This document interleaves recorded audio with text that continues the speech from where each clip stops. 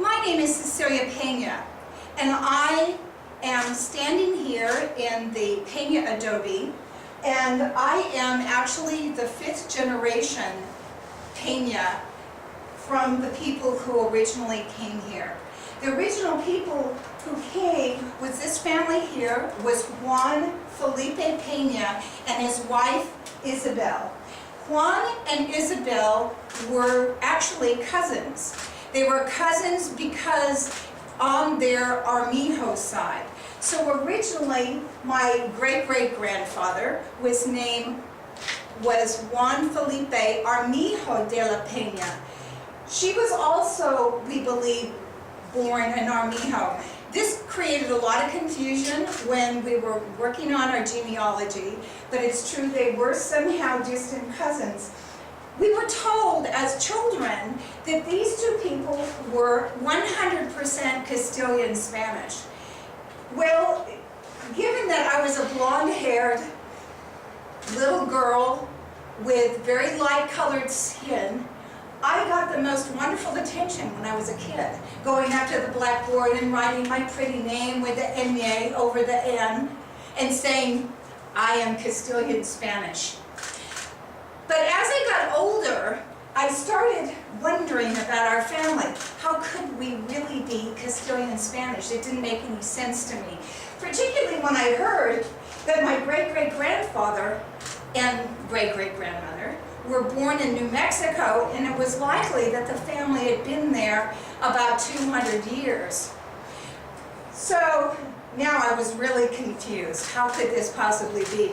So growing up, always wondering about this, my father didn't say much about his family. My father, I knew that he only spoke Spanish when he was a child. I had visited some other relatives in my family, and the whole story never made sense. So as I started asking questions and finding out about our history, what I found out was much more important than the myths that I'd heard, or the little snippets, the little anecdotes. Although the anecdotes and the snippets fit in the larger picture to where now as the story is starting to come together, some of those things make sense. So one interesting fact is that Juan Felipe and Isabel were born in New Spain. So they were born in 1798 and in New Spain. Now, again, all my life, I heard that we were Castilian Spanish. There was rumors that they were from Spain. Well, I think that that confusion came from the fact that Mexico was indeed New Spain. So the word Spain was in words, and I think that that's where it came from, because their families had been there for quite some time. We don't know the whole story, but they were for sure from La Cienega, New Mexico. They were married in 1823.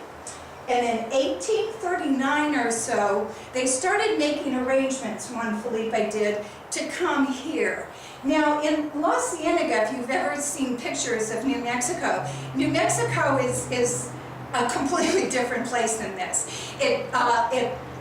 Desert, big cliffs, having a rancho there, and they did have land there.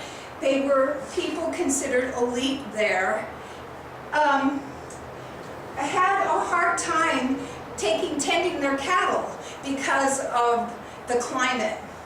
So at some point, there are many, many factors likely why they decided to move here. One was, who wouldn't want to come to California? So whatever they had heard about California, the lush valleys, the trees, the beautiful land, all of that was a draw to them. And I believe that they must have had stories from Spain, and that when they came here to California, they thought they had found Spain again, because California, of course, is much more like Spain than New Mexico certainly is.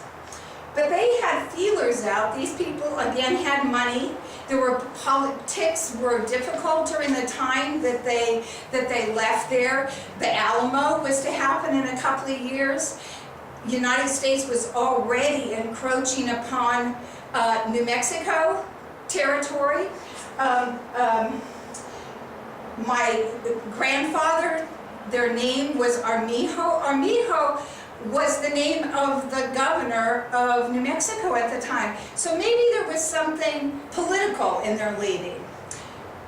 But they had sent family over here to California, over the old Spanish Trail, and that family actually was an Armijo. It was a cousin of Isabel's, who was the one who forged the old Spanish Trail. So they sent word over here that that they were attracted by the lands here in Northern California, and had decided way before they actually left where they were going to live when they got here.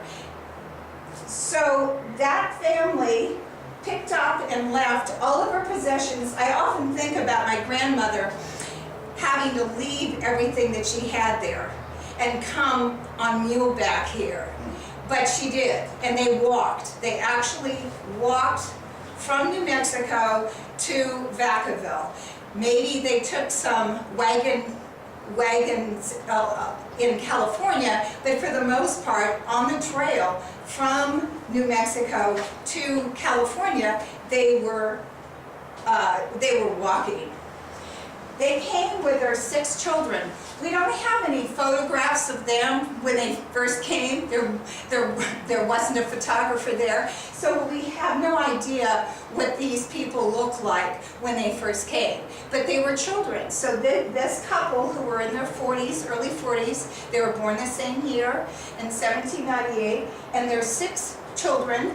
They had 5 boys and 1 girl. The 5 boys ranged from the age 17, and the youngest child, a girl, Nestora, was only 4. So this big family picked up, came on the old Spanish Trail. These are some of the photographs of the family. I'm going to be speaking about my own line. So their 4th boy, Juan Antonio, is my great-grandfather. And this is the line I'm going to share with you. And when I get done with the story, I'm going to connect it back to the Adobe. We're connected in 2 ways to this Adobe, and I'll talk about that later.